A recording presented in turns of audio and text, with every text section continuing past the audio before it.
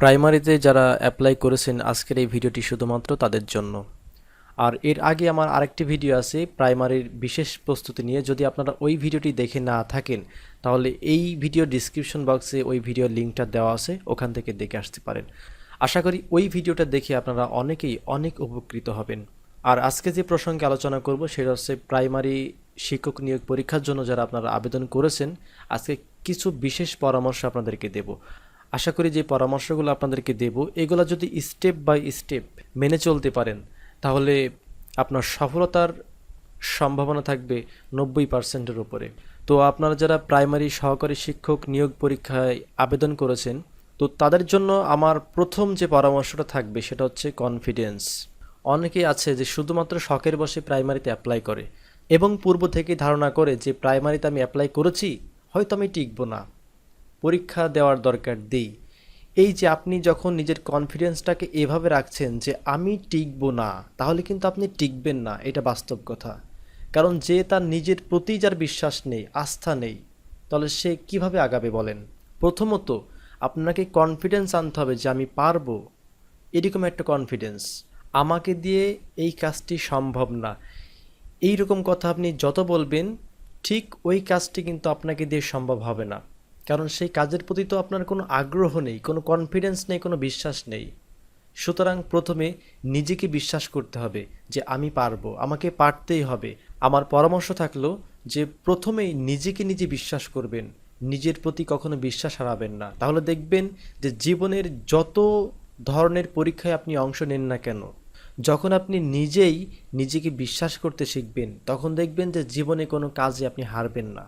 দ্বিতীয় নাম্বার যে কাজটা আপনাদের করতে হবে সেটা হচ্ছে মেক টাইম টু ওয়ার্ক, সময়ের কাজ সময়ে করা।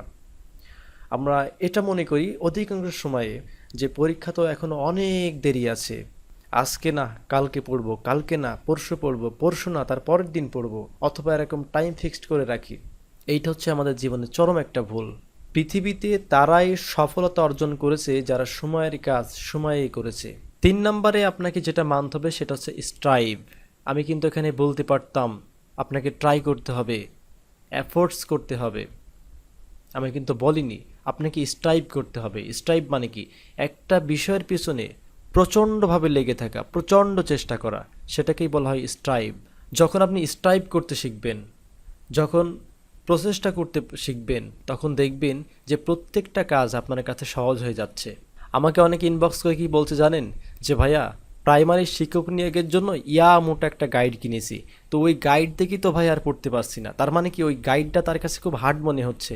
তো এই হার্ড মনে হওয়ার কারণ হচ্ছে সে স্ট্রাইভ করে না, সে কখনোই চেষ্টা করে না। ওই গাইডটা দেখেই তার ভয় লেগে গিয়েছে। এই ভয়কে মনের মধ্য থেকে আগে তাড়াতে হবে। স্ট্রাইভ করতে শিখতে হবে, সংগ্রাম করতে শিখতে হবে, প্রচেষ্টা করতে শিখতে হবে। পারিব না এ কথাটি বলিও না আর, কেন পারিবে না তাহা ভাবো একবার। বইটা ভাই অনেক কঠিন, এটা আমি পারবো না।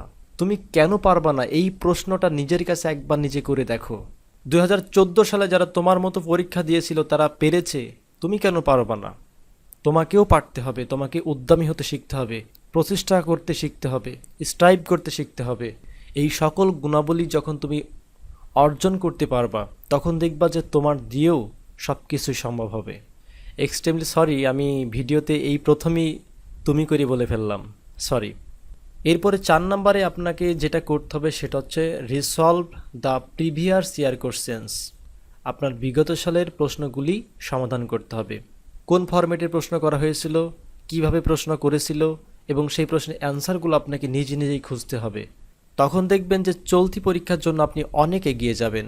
এরপরে 5 নম্বরে আপনাকে যেটা করতে হবে সেটা হচ্ছে, যেহেতু আপনাদের পরীক্ষাটা হবে বাংলা, গণিত, ইংরেজি এবং সাধারণ জ্ঞানের উপরে, তো এই জন্য বাংলার জন্য আপনারা সবচাইতে গুরুত্ব দিবেন গ্রামাটিক্যাল দিকগুলা এবং বিভিন্ন কবি, লেখক এবং এই সমস্ত লেখকদের জন্ম কত সালে, মৃত্যু কত সালে, তাদের প্রধান প্রধান কাব্যগ্রন্থ কোনগুলা, এই দিকগুলিতে বিশেষ নজর দিবেন।